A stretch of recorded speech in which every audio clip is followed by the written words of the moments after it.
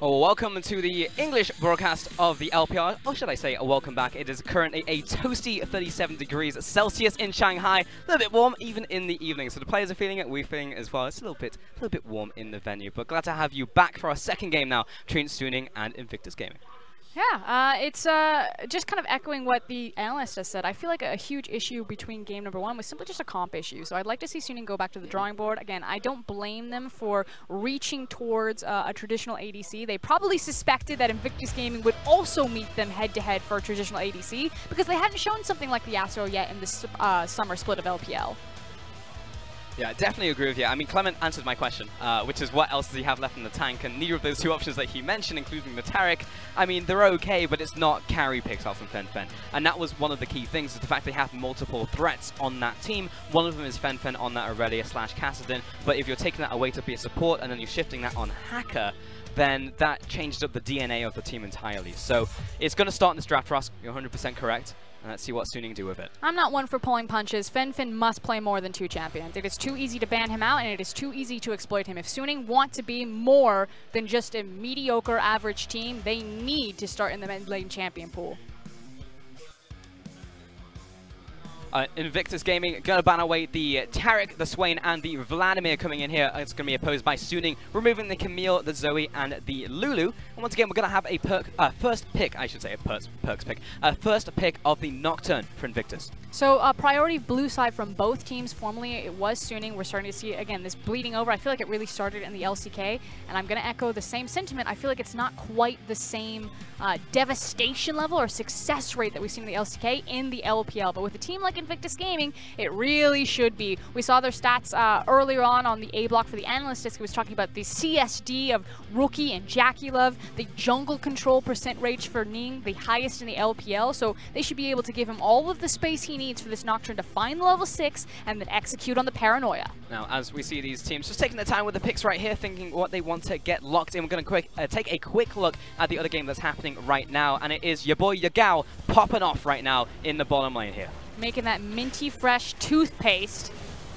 So that's what Yagao means, if you didn't know. Absolutely it does. It's a massive bot lane fight here. It goes 3 for 3, but this is the third and final game between LGD and Jing Dong Gaming. LGD currently leading this one, and then also winning the fight as well. But then, again, Yagao, he comes up, he snipes some people on his signature pick, Zoe. See ya, Amy.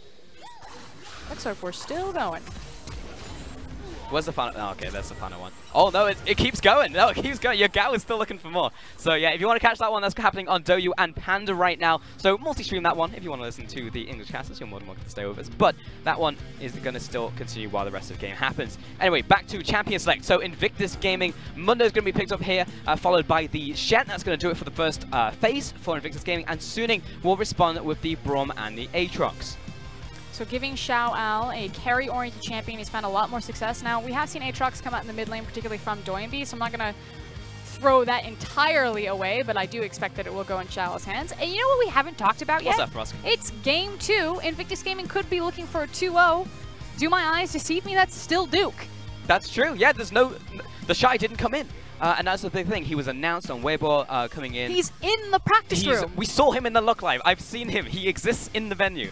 But yeah, he's not being something for the second game, and that's what Clement was saying on the analyst desk, because maybe they don't need to. If the Duke team doesn't lose, then why even burn out one of your star players? Just keep it going. You can pick up this win for free. Let's go back to the bans right here. It's going to be a Draven ban against Jackulov, a throwback to what he was picking up the other day with the Pike. So no combo, no bounty bottom lane coming in for them, and the Talia will be a ban against Ning. Well, on the opposite side, removal of the Tam Kench and all the playmaking ability from you. I mean, it's actually a ban against Rookie, because Ning's already locked in his Nocturne. So the fact that they are that terrified of a mid-lane Talia, I'm curious what type of champion they want, and usually it would be one that would struggle if he got shoved in, like a Kassadin. And it's possible. I mean, where's Aurelia right now, Frosk? Not being banned, hasn't been picked. Is Fen brave enough? Maybe the Aatrox is going mid. Maybe we're going to see this once again coming out of mid lane. A page out of Doinby's book. But and this is what I'm going to flag. This is why I was very curious. Talia was banned. If it was a flex ban against both mid and jungle, I would agree with it. But only a ban against the mid laner because Nocturne has been locked in as first priority, and you leave Lucian up? To me, that's unacceptable from Sunni's ban phase. There's a reason why this champion has one of the highest ban rates in the LPL, and Jackie Love should never get his hands on it. And Jackie Love does prefer the AD carry meta to come in. He's very similar to Uzi in that respect. He's going to try and make it work. We saw the Yasuo from him last game. It wasn't terrible. He also gave him the opportunity to be the initiator on more than one occasion. But again, you give him Lucian, he will do some damage to your team. Invictus Gaming looking for now their final pick to round this one out, Frost. And it really should be the Alistar. I'd be surprised if it's Galio. Simply because the Tom Kench was taken away as well as the Rakan. And instead, I believe it's going to be the Shin. So still a lot of kill pressure there. I'm just blind. I saw Mundo. Now I'm making all the mistakes. It's all good, dude. I mean, again, the Irelia coming out here from Invictus Gaming and wasn't prioritized by Suning. The main point that I wanted to be is that with the Lucian, they need a kill threat pressure there. So Shin, like the Alistar, is still going to provide that. You can see he's got the Ignite Summoner spell slotted up and ready to go. And this is exactly what IG want. They want Lane Kingdom, creating space for Ning so we can level up the power level on this Nocturne, and then dogpile onto his team. Final pick will be that Alistar to round out this composition, and now the Braum will be, of course, locked into the middle lane. So moving away from the carry role is Fen, and actually just trying to do more of a neutralizing job against Rookie instead of going toe-to-toe with him. I mean, often Rookie is the benchmark, as he's just being chatted to by his coach right here, for many of the mid laners to put themselves up against, because Rookie, he's good at mid lane. That's one way to put it. It's a good gold funnel strat coming out of Suning, however, so the Braum Graves, which makes sense, especially when you see a Nocturne priority pick. I feel like this is kind of the 2v2 that can really punish this, is that you're going to constantly be blitzing in there trying to use that power. Now, the coach obviously talking to Rookie because it's on Rookie to protect Ning, to make sure that they don't get the free roam, which they're probably going to get anyway, but at least try to minimize the damage and get him into a position where he feels powerful. That's going to be the goal. But I'm looking towards this early game again from Suning, right? And it's like, okay, where is the advances going to come out? And not only where, but will it be enough to close out against a team like Invictus Gaming? Because it seems like, to me, I see this Kai'Sa and I see this Graves, and even a bit of the Aatrox to some extent, as we can see there. A lot is going to be on their shoulders. It's not going to be the Fen show anymore. And that's really where they should take the responsibility away. When Fin's on the Irelia, he looks great. But ultimately, there's still two other carries on this team in Hacker and more importantly in Xiaoel. Now with the Aatrox, very binary champion. So funnel all of that gold that you want into the Graves. Look for an initial delayed invade, especially because you have such a powerful level 1 with the Braum. Split the map and get the top side of your map rolling. Try to punish the weak link that has been Duke for Invictus Gaming. Try and get up into the top lane. But then the counter argument is like, is that going to be enough? Xiaoel, he gets huge in the top lane. Your jungle has a path into the top side of the map. But even with a weak Duke, even with a weak Mundo, you've got Rookie popping up. You gave Jackie Love Lucian. Like, these are two massive pain points for you in the rest of the game. And the Nocturne's going to be flying at your backline. So, yes, totally agree with you, Frosk. But it's still, they need more. So what do they have for us as we get to take a look at the Rift from the Deer's angle? I'm going to hand it over to the audience to get us into this one.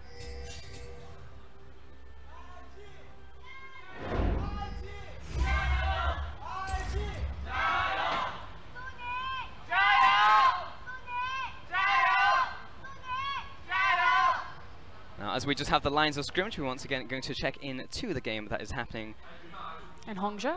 In Hangzhou. Sorry, I got confused because we started looking at the place. Hello. Very intense on this game right now. It's been a grueling day for these guys. Not only is it hot as balls in the venue right now, but yeah, it's been a lot of pauses for you. But Yagao, again, popping off in these team fights, getting multiple kills this time around the mid lane. This one will transition into a Baron on top of that as well. So JD really handing it home to LGD.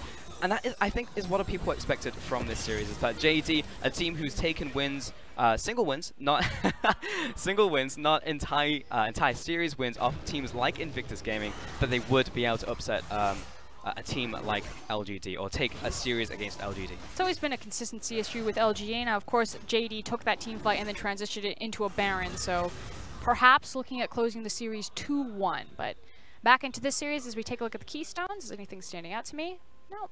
Everything looks pretty standard. Yeah, that's the trail off of a color caster who's like, let me just make sure real quick. Yeah, we're good. Okay, everything's standard. Now, back into this bottom lane, we've got Yoon and Fury taking on Battleline and Jackie Love. eyes all going to be drawn to this Jackie Love Lucian, of course. And we pan towards this mid lane. It's going to be Fen doing his best against a rookie Aurelia. And she's going to have the priority in the mid lane, going to hopefully allow Ning into the enemy jungle. But for now, actually Ning is being challenged by Hacker in the upper river over this crab control. So there is at least a bit of threat. Balan and Jacklove in the bottom lane, just threatening level 2. But well played to Fury and Yoon, just backing it up, not getting punished. As I say that, Jacklove will get a huge punish off of Fury, and Yoon disengages for him. And this is exactly how this lane should play out. There's not a lot of power that swings back towards the Kai'Sa and the Alistar until closer towards level 3, level 4 when they have access to their combo, but even more so still only really with their jungle presence, which as a Braum and Graves, you know, eventually if they make their way down there, but it's not really the gamekeep priority. It's more so about the invading the jungle, securing a lot of farm priority. This time though, Suning will be able to move to the bottom side of the map. The crab has been taken on top side by Ning. That's going to be traded here by Hacker, and of course Fen assisting him. So at some point I do expect Hacker to move into this mid lane so we can get maximum usage out of our Relic Shield. But for now he's going to go back to his jungle and going to have Fen on low CS facing down Rookie. Well, he took the fairly standard pathing, grabbed his red side, looked at the Scuttle Crab, although Nocturne made eye contact and slapped it away from him, moved across mid lane and then got the second Scuttle. So both Scuttles have been taken. The random spawn will be coming up shortly, and that's kind of like the big moment for Hacker to make use of this Braum. Make sure that he's continuously getting that so we can start slingshotting experience and gold advantages over Ning and find these opportunities to put the Nocturne down and deny any sort of snowball. Yeah, really get up in his grill, get up in his face and try and stop him from making a really impactful level 6 gank on that Paranoia. Ning is actually making his way into the top lane, but has been warded out.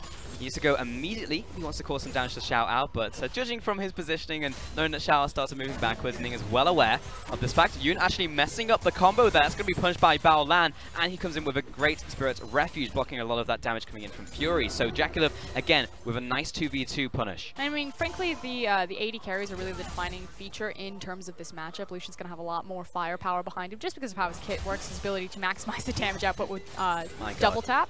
Although Bao Lan, come on. But Shin into Alistar is a fun matchup. I play both these champions a lot, and you can see Bao Lan, he basically waits for Yoon to go in, and he just makes sure that Alistar doesn't get to just freely walk out of it. So if he sees someone step up, if he can grab hold of Fury, he'll look for the taunt, but otherwise he'll just save it for when Yoon goes in with the QW combo and just try to smack him in the face every single time. You know, you are not walking out of this for free. And right now he's getting so much harassed down, like planning the shields ahead of time, knows when it's coming up, and really just mitigating so much of the damage coming out from Fury. So well played to this bottom lane so far of Invictus Gaming. Now it hasn't culminated in a huge CS advantage, but I do expect in the future this priority to turn into something for them. Now moving to the top lane, we have Duke facing down Xiao Ao. Now what we said in the Champions League Frost was, can Xiao Ao and Hacker maybe put down Duke? Can this be a winning lane they can snowball into the rest of the team? So far, equal farm, and Mundo was actually ahead in farm over this Aatrox. So currently the answer is no. I just want to change the equation a little bit, because I do agree that there's the opportunity that maybe you try to target out Duke, but for me it's still more so about putting down Ning. And you can see that right there. They're constantly invading him. They're grabbing hold of this deep vision. They want to keep Hacker wants to keep track of him so they can really maximize the Braum Graves combo. Because again, it's about denial. That's the goal so far. But that wasn't Aatrox grouping up with his jungler. That was his just moving in between waves while it was pushed up, while he had a bit of time to spare. Ning will still manage to get topside Crab, however, so he is doing very well from himself as he actually looks for a small invade here. Probably most likely going to be just wards coming down, getting vision over the next red buff that's spawning from Hacker. And the issue is the buy between Hacker and Ning. So now you can see that Graves has made his first initial back. He's now got the hammer as well as his jungle item in his back pocket and a control ward. So this is at the point in the map where Hacker is going to feel a lot more confident just running in and looking more for kill pressure and plays. Fen actually setting up the wave like a good mid lane support for Hacker, who's coming in here. Will benefit from all those juicy relic stacks. Meanwhile, on the bottom lane, nice double light slinger coming in on there on the piercing light. Jackalove getting lots of damage down to Fury and Yoon. Both of these guys below 50% now. There's multiple pings that are happening actually on the bottom side of the map. I think they're trying to secure Ning's jungle because Rookie's bow guarding effectively the red buff there, and it's going to be really dangerous if they try to force this. Although with Duke using TP, some of that danger is lifted because it at least means that the top laner can't follow where Xiao Ao could. And maybe that's the difference here, because Shin and Lucian are so far forward, they could rotate. There's absolutely a possibility. I mean, there's still Rookie with the teleport to come down there. We just had the teleport out from Fury, it looked like, and Xiao just burned his as well. So now neither top laner can go down. So it seems like Suning are almost opting out of making pressure moves in this game for us. Invictus Gaming had a read on that. I don't know if I entirely agree with the fact that they didn't want to contest it at all. I think it was back timings, especially because Kai'Sa used the TP coming back into the lane just as the red buff was being taken. So I'm going to give Suning the benefit of the doubt that they planned for it, they synced. Yes, Shin and Lucian have the push forward into the lane, but because I TP back, I'm matched the back, and Invictus Gaming, we're just playing it cautious. You know, let's not throw the early game over trying to contest a red buff. Yeah. And that was a declaration of intent, what we just saw there from those multiple TPs. So really, now we have to look at this guy, Ning, who's just dinged at level 6. He has the paranoia now. Where is he going to put it? Is he going to try and put down the mid lane? Is he going to pressure towards this bottom lane now that has just hit a mini power spike in the form of the Bilgewater Cutlass? Well, right now he's pathing through the jungle. He's actually going to be meeting up with Rookie. And we'll see if they can collapse down to Fen, who is by himself. Alone. Vanguard's Edge Hello? is going to be the follow-up right here by Rookie. Dustbringer as well in from Ning. They get the slowdown. There it is. The combo is good for Rookie. He's going to get blinded, but again, Paranoia. There it is. Right onto the mid laner. Gets the follow-up. Can Ning go down? However, Hacker with a collateral dash finds one. Moving on to the second. Xiao from the top lane. They're going to continue the dive. Hacker with the tower aggro, but he's opened up too much distance. Bottom lane chimes in as well. Flash of the wall. Baolan. Ballsy play, but where's the follow-up? Duke in from the top side. Jackie Love coming in from the front. And you now under attack is the level 5 Alistair. The flash forwards out from Duke is big and gets the final finish off with the masochism with Fury jumping backwards. Nice killer instinct to get him out of dodge on that one. But that is going to be a trade back and forth. Great response time from both teams, but particularly Invictus Gaming as they lead now 2-1. Fin, what the hell were you doing there? Just complete disconnect from Hacker. Maybe looking to place vision, but he went very deep inside that jungle when he had the initial vision there. Look, he wants to place the ward. You've already got a control ward on the entrance bush. You know that Nocturne's going to be level 6. There was no way he was getting out of there. Now, that said, his team did good to cover their bases. You can see Aatrox walking down the top side of the river, and they do return these kills. But Hacker was pushing mid. He is everything. You are literally only Braum. I mean, I'm going to call that one a cat play, simply, where you run towards the enemy and just you have to have the assumption that the team's behind them. I mean, it kind of feels like one of those scenarios again where the mid laners or the marksmen aren't quite used to the new position they're playing, but hold on. Following play into the bottom lane, Baolan already low, but he's going to say, my life for Jackie Love, what can you do? Because here comes Rookie in from the mid lane, doesn't have Vanguard's Edge and misses the flawless duet. So I think that Invictus Gaming probably going to cut their losses and back away. Kills happening all across the map is Suning trying very hard to be proactive now. I think they're just going to push this one. Like, this is so weird. Coming into a replay and just randomly seeing them look for a dive bottom and Hacker isn't there, it's a little bit of a head tilt. Because the whole gold funnel strat, especially when he has, you know, a significant experience lead and gold lead over his opponent, level 9 to level 7, if you look between the junglers, why are Suning ever making plays without him being involved in it? That could have gone all sorts of wrongs. Like, luckily for them, Invictus Gaming messed up on a micro level, but if they hadn't... Fully with you. It's a head scratcher, and I don't have a good answer for you, unfortunately. There was a potential to jump in there in the mid lane, but Fen misses the Winter's Bite, or should I say duked out there by Rookie with the Challenger dodge by walking in a straight line. And we'll catch the rest of this minion wave. Now, they will move up river just to see what they can get, but currently this Graze is 126 farm, so he is in good shape for himself. But it really depends on how do they use essentially this cannon that they've built up, right? They need to drag it into the right position, get it into the right place, and you're right, in that last fight, it wasn't even there. Just very curious, but I do like the fact that they were at least trying to gank the Shin lane, especially because Duke's TP was down, so you want to gank the other thing that can make cross-map plays with the Stan United. So from that aspect, I agree. It's just not really fully on board with the execution, but hey, worked out. Graves stepping forwards, found by the Paranoia. Follow up, doesn't get the fear dab. Here comes Baolan from the bottom lane. The triple man collapse onto Hacker, and he is dead from the Vanguard's Edge. Fen doing the best to avenge his ally. One more auto attack, but out of tower range. Rookie, can he get away? Gets healing off of the minion, follows through once again. Needs one more auto attack. Flawless duet almost saves the day, but Fen eventually finishes him off. Just full on Mario Kart, just swerving everywhere. There's bananas, there's red shells. Rookie's like, I just gotta dodge the Q. Meanwhile, he's literally within slapping distance of Braum's like, come on. It's like when people are freaking out about a Mumu chasing them and it's just the tears that kill him. Mumu doesn't even have to throw the Q. Full despair. Alright, back into this mid lane. Suning picking up that kill onto Rookie. Are going to transition it into the mid lane tower. Hako is the one to go down, but he's back from base with the 3-man collapse on mid. They will find themselves the first tower of the game, and it will be the outer mid lane tower. Arguably the most important tower of the game. And huge credit to Fury and Yoon. I think over the entire series they've been the most consistent point of SNG. I'm not going to blame them necessarily fully for that bot lane dive. You know, maybe it was Hacker that was in the wrong position. They set up the creep wave, had the superior back, and wanted to pull the trigger.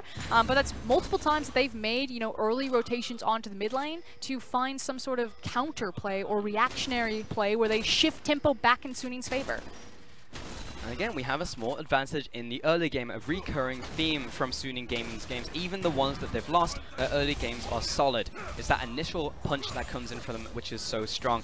Invictus Gaming, though, how will they come back? Because we've seen it before, and it will be unlikely we don't see it again. It's the fact that they have so much dive threat. Now, this time around on Suning Gaming's comp, they still have a lot of the power into the Kai'Sa as well as the Graves, but more importantly, they have the ability to disengage now. It seems small, but you have a Braum as well as an Alistar, which were kind of the key that they were missing in game number 1. So, again, game number 1, I feel like it just came to a comp issue. Yeah. You know, they could never disengage from, as Clement likes to call it, the meat grinder. They suffered their fate. This time around, they do have some answers, as long as Fin and Yoon play it correctly, and they've got big carries to support in the Graves and the Kai'Sa. Yeah, they have some tools available for them, and it's just a matter of how they use them for us. Yeah, but on the other side, then you're still looking at Shen Nocturne as well as Aurelia. So the tools are there, but I always love when it comes down to execution of composition versus they just got nothing to answer it. So already liking game 2 much better. Yeah, unfortunately this is a bulldozer that is coming towards Suning Gaming, and I don't know if a wrench is going to cut it, but we'll see. The Miley Cyrus comp, if you will. Coming in like a wrecking ball.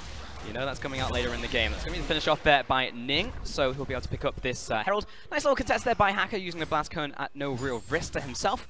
Just quick drawing over the wall.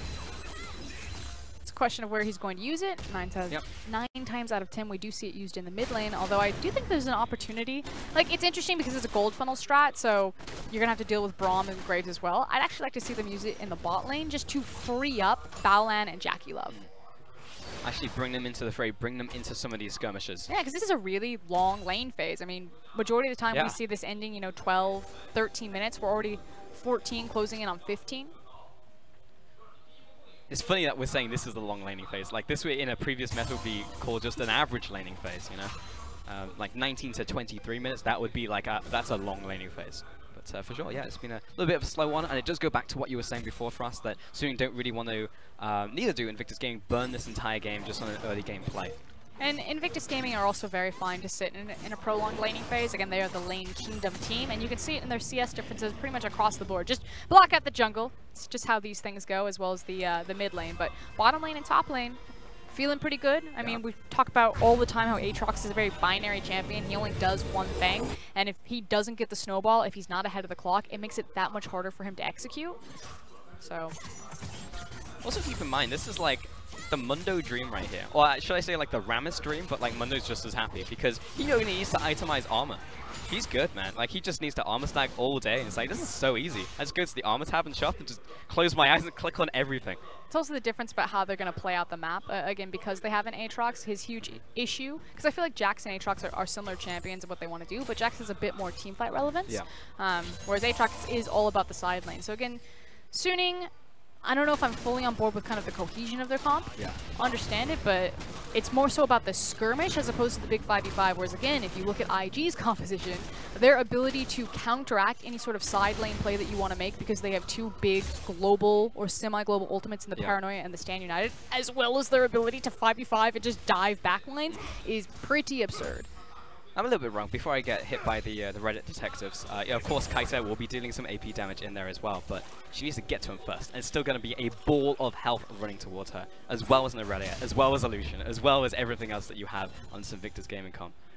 So, excited to see how these team fights unfold, but for now, we're just in the laning phase. We're farming up, we're hitting item sites. We've got the Triforce now completed in the mid lane. We're in the top lane. It's going to be the combo once again, submarining on to the top lane. Bloodwell's going to split up this fight, but Duke, he's healing while the tower's hitting him, and Shout will go down for the count. And just too late a response from Hacker and Finfin. You can see they started to look top lane, they're like, uh-oh. And IG, it's a prolonged lane phase. They've been set up. It's not going to be bottom lane. It's not going to be mid lane. It's going to be a Rift Herald used on an inner tower. Man. with Cannon Wave as well. With the transition, we've got Fen and Hacker moving to the top wave, but this is going to be a big push coming out for them. And actually, Fen is leading the charge on this one, 2 versus 3. He gets the teleport as well, but there's so much damage onto Ning. He flashes away. Fen backs out of this one, and actually Suning are winning this fight. Hacker jumps away with the collateral damage, but now Fen's dead as Rocky comes in from the mid lane. Hacker in a 1 versus 3. Good luck surviving this one, as Yoon also turns up to the top lane. This is very disconnected from Suning, and Shelly, she's about to have another bash on this next tower. And the biggest problem is the fact that Fury doesn't have access to his TP, and he's still farming bottom, whereas Jackie Love had the TP. So it looked good for Suning for about 10 seconds. Huge punish coming through terrible. As Rookie looks for the Flawless Duet. Once again, finds the reset, jumps on towards Yoon, and Xiao Ao, he is reading from the wrong page. He's not in with him, but Yoon disengages. Tower survives. It's messy, but the job got done. And very quickly before we compliment Invictus Gaming, slight nitpick. And the only reason I'm doing this is, again, this is the 3 kingdoms, RNG, EDG, Invictus Gaming. You cannot afford to make these types of small mistakes. Just hit the tower. You could have had in-hit tower down at like 16 minutes in the game. Taking another look back at the replay, it was really all about the TPs. Look at Kai'Sa. She doesn't have the TP available. Jackie Love does. And Invictus Gaming decide, okay, we've caught them out of position. Yes, maybe it took them longer to die than we would have expected. Hacker doing his best to try to pick up some kills, but the Rift Herald was down, the creep wave was behind them, and suddenly 4 members, possibly 5 of IG, were all up in the top lane. That tower should be down. Yeah, 100%, man. Like, I wanted to see the old Roman strategy. Bring up the turtle. You've got the battering ram. Let's just go in there. But Hacker ultimately made a good play with Suning. I mean, like, at the same time, while it was potentially a mistake, at the same time, it was well played by Hacker and Fen to read the situation and say, we actually can get a kill here. We can stall them out. We cannot lose an inhib. And that's what happened at the end. But here comes the paranoia. Wrong place to recall, my friends. Xiao Ao underneath this tower will be taken down. And Xiao Ao is just... he's got the short end of the stick, repeated ganks. Duke is running away with this, and there's been virtually no response from Suning. They haven't even traded the bottom tower. Meanwhile, in this bottom lane, yeah, Battleland stopping this from happening. That's again, the stun comes out, and we've got 2 members on this inhibitor. We've got the recalling now coming out from Fury, but he's being stopped by Jackie Love. Battleland healing up. The inhibit's already dead. Maybe they can take more. These recalls aren't coming through. Death timer, another 10 seconds on Xiao Ao. Suning, they have a creep wave in your base. The game is being finished. You're on Dragon right now. Finally, Invictus Gaming shows some mercy, but they may have actually been able to jump onto yet another tower. They play it safe, they back away. It's really only the timer from Xiao Ao that Invictus Gaming decided to pull out. They also had Vision of the Dragon. Interesting. Huh. Yeah, this is a lot to unpack that happened in the last, like, 10 seconds. I'm honestly baffled. We don't get a lot of... This is false. We do get a lot of yakety sacks in the LPL, but for the majority, we've been pretty good. It's been a very refreshing level of play, especially for our mid-tier teams. You know, you've got teams like Team WE who are starting to come back online. OMG, kind of the big surprise. Even FPX, you know, LWX having these surges. But to watch IG and Suning just... I mean, frankly, shit the bed repeatedly in terms of their macro calls around the map and just lose huge at pre-20 minutes. We do not expect this of Suning Gaming. They are considered one of our up-and-coming teams in the LPL, soon to be a premier team because they have the talent. It's just now a question of where their ceiling is. And it was a flub.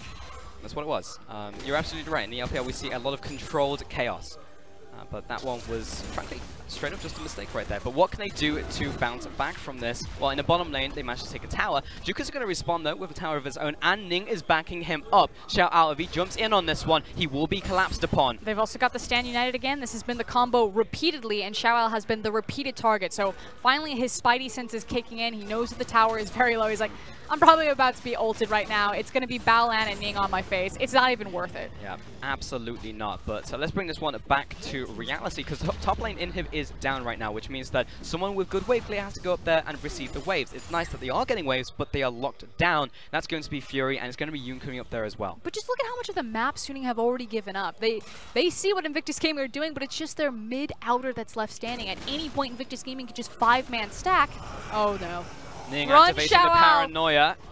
He ran back. He listened to you, Frosk.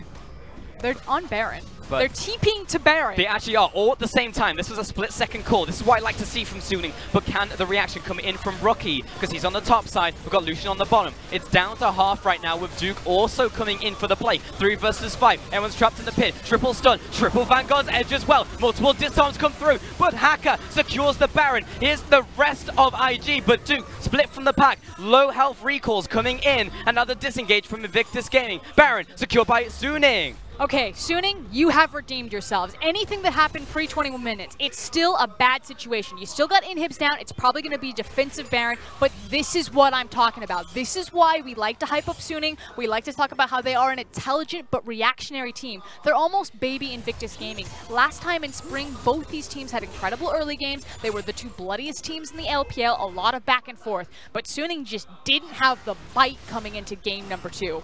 Redeemed.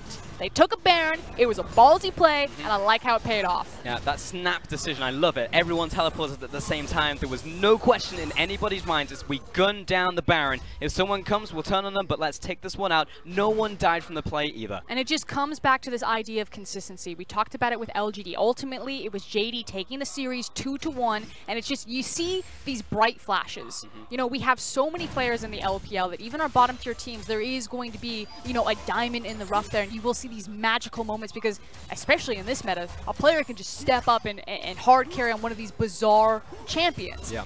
And Suning, they just need to find the consistency in their talent that they're developing to make themselves a playoff team, to solidify their position in the LPL. Exactly. I mean, to me, myself and champions, like, Rookie is good at mid lane, but at the same time, Fury is good at AD carry. You know, Hacker, great at jungle. Shout out one of the emerging top laners right now, and we're seeing it on this Aatrox as he moves towards is going to use Rage Blade, hitting that second item, but he is still being trapped by Duke in this bottom lane.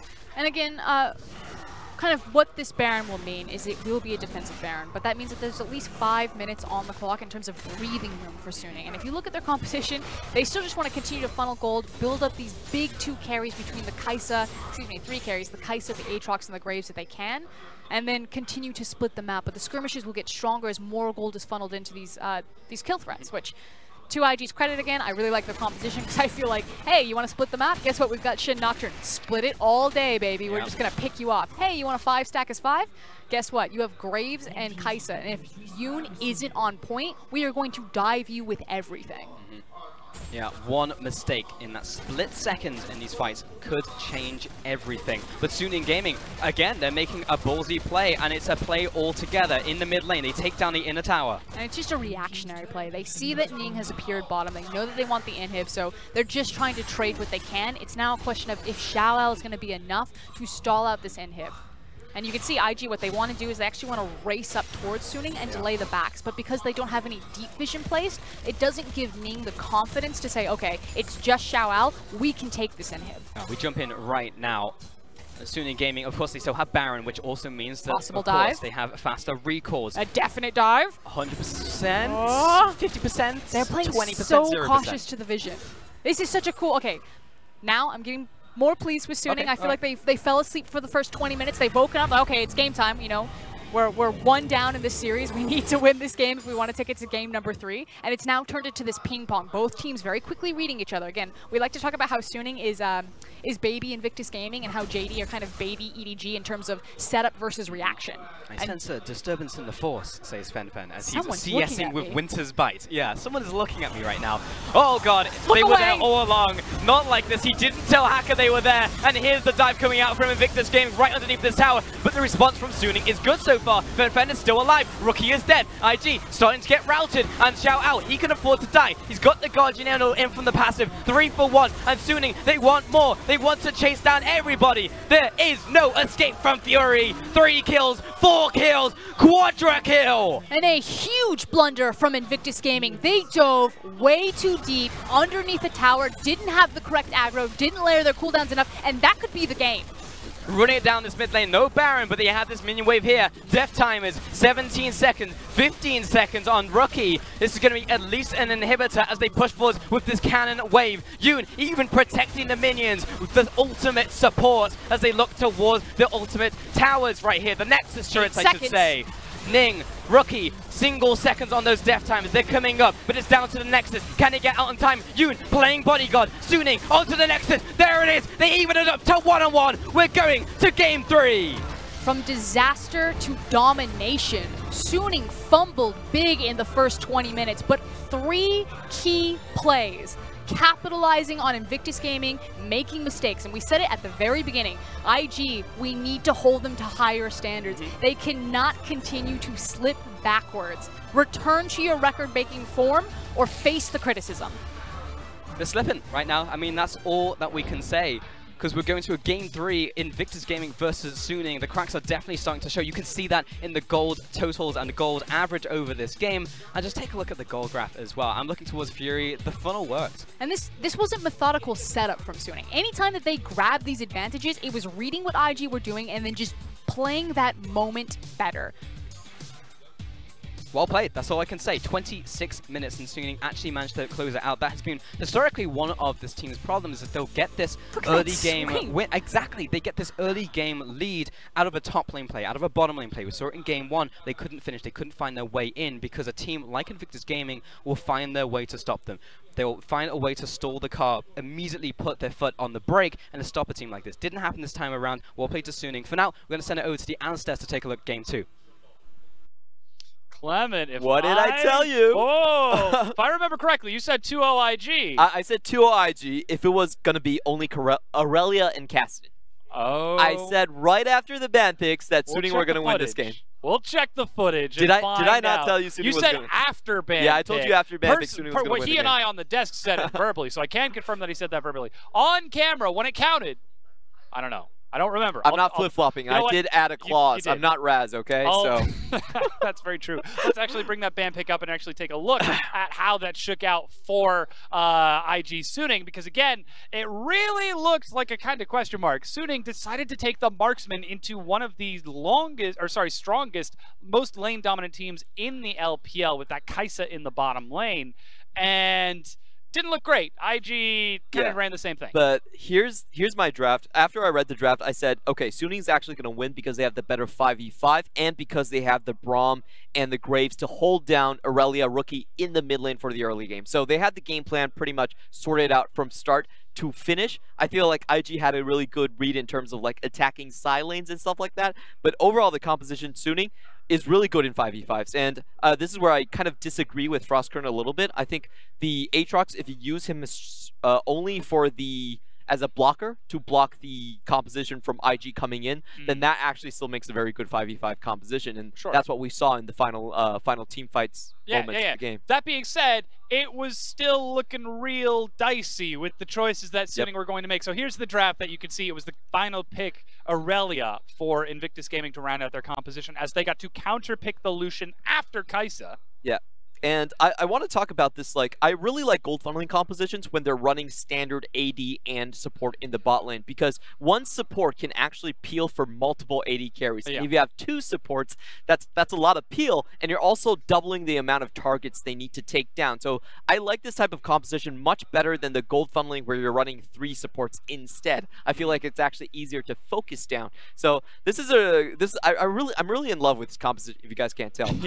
It's good 5v5. It has a good balance of AD and AP damage, and I really like what Suning's doing so far. They've brought great compositions to the table with the limited picks they have in the mid lane. It also starts to skew some of our meta numbers of our marksmen from a lower tier team taking a win. Well, it's against another marksman, so this doesn't count in our stat. I said that to you earlier, and you said it didn't count. Yeah, they're running Lucian. They're running Lucian. I'm just calling you out on that. Again, though, we do have to actually get into the game itself and talk about what happened, because it wasn't just the composition from that. Like you said, it came down to the final team fight. Suning actually sticking to the game plan. Now, are you telling me in their game plan they had give up an inhibitor at 17 minutes, and then a minute later give up another inhibitor turret on the other side of the map? Was that step 2 or step 3? That was the question mark between step 3 and profit, you know? Something has to go outside of plan, and this is what IG did really well. They flipped the matchup against with Mundo against Aatrox. So Aatrox should be able to split push once he gets enough items, but they were able to target him enough, throw enough ganks into him where that didn't happen. So kudos to them. They opened a lane where their composition could actually work. But going back to Suning a little bit, I do want to talk about the runes that Fury brought, because I think that's really interesting. We don't typically see Kai'Sa's go fleet footwork anymore. It's all about AP, it's all about stacking, so press the attack is much more common. But this time around, Fury, in order to sustain in the lane and go to the late game, he brought the fleet footwork, massively nerfed, only 20% compared to our original values. And then he brought overheal and Bloodline as Yep. well. So it was a very clear goal that's like, hey man, I'm going to stick it to late game, and I'm going to change my style. And that's what I think you need to do if you're playing a marksman in this meta. Uzi, the best player in the world, says, you know what, I can't handle these kill lanes in bot anymore. Yeah. I'm going to build something sustain lanes. Swap to a side lane. Yeah, so you have to adopt, and I really want to give props to Fury for recognizing that and going a different route. Yeah, and it was a strong performance from Fury in order to close that game out. Of course, in that last team fight when he flew in, he's actually also going to take our MVP for this Game 2 victory for Suning. 5-0-2 as he was able to soar in on that killer instinct in the end and mop up the kills that Suning needed. 33% of the damage share biding his time. The last team fight was all about baiting IG into the trap right there. They knew they had the vision behind the Dragon Pit where they could see IG members setting a trap right there. They were just out of engage range, slightly goading them, and finally when Invictus Gaming came in, Suning Gaming were very prepared in terms of the fight. That's a 3-man knockup coming in from one of the supports. Aatrox standing in the front. There's no way Lucian's going to be hitting the back line, and Graves, even though he falls down, he buys up enough time for the entire team fight to go Suning's way right there. Final cleanup in the end. Good highlight for Fury, getting his quadra kill. It's just good composition. I love games like these where it's good compositions, lower teams beating an upper team with a better read on the draft. Yeah. It seems almost like we're starting to see a little brother, big brother rivalry between Suning and Invictus Gaming, because Suning is now one of a very select number of teams who have taken not just one game, but now 2 games off of Invictus Gaming. You know what? Said, you know what? This is what we're waiting for. We gotta say it. The Shy's coming back. Coming in. We had the same things on our mind. We don't actually know. We don't have it confirmed just yet. Not but yet. Look, Game 1 was Duke. Game 2, they lost. If this is the last chance. You brought the man here. They've announced it on Weibo. You can't let the fans come here and not let them see the Shy. Yeah. Well, we're going to find out. Just Shy, where are you, man? Come on, let's see if we're going to see him. We're going to go and take a quick break. We'll be right back. สู้牛队员不会为遗憾找借口，必须变强，必须进步。